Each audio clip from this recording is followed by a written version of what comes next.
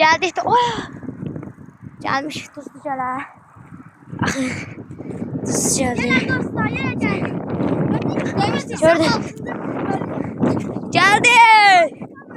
Vay şiir oldu.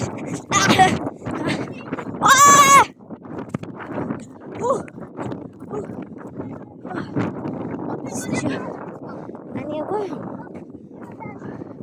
O hakkı değişirli bir. Bakın. Bak üstü geldi bura. Gəncədə yəni aralarına telefon qayıtsak. Ayo. Gəlin. Varsa evet. Baba. Geldi biz şimdi. Tamam. Şakayı sordunuz mu da? Aşağı çıkacağız. Bakın orada. Əli də gəlir. Ən qorxulu yer bura bax.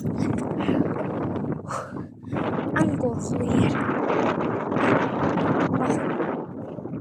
Buraya baxın. Demək olar ki 3 mərtəbəli ev boyda. Dən baxın. Mən buraya gələm, bax bu belə əyri gəlir. Mən gərək ayağımı belə gedim ki, ay normal gedim. Neyse gedirik. Var da geldi. Bizim yerimiz buradı gaga. Biz buradan düşüyor. Oh mama gel. Aa buradan yok. Buradan değil, buradan değil.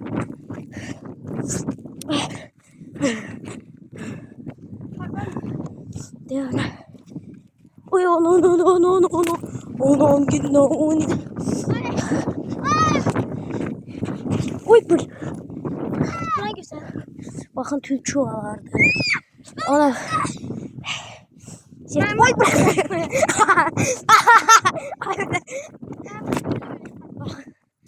Geldi.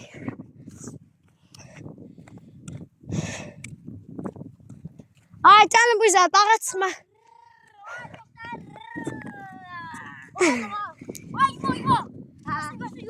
Yuva. Bakın yuva. Ya kökü var. Tülçü.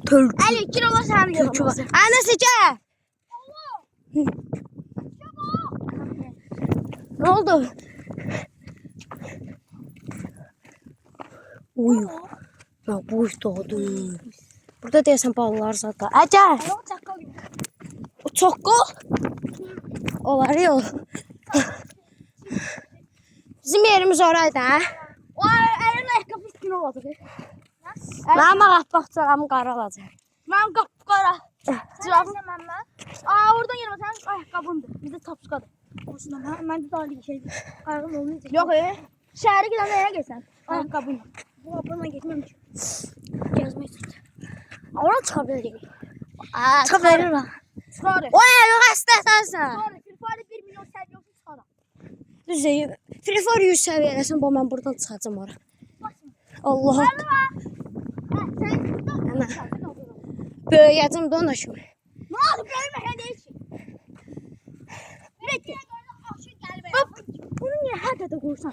Her dede seçirsen. YouTube'a da koymuşsan çıktı böyle. YouTube'a qoyacağam bu. Koymamışsan. Birinci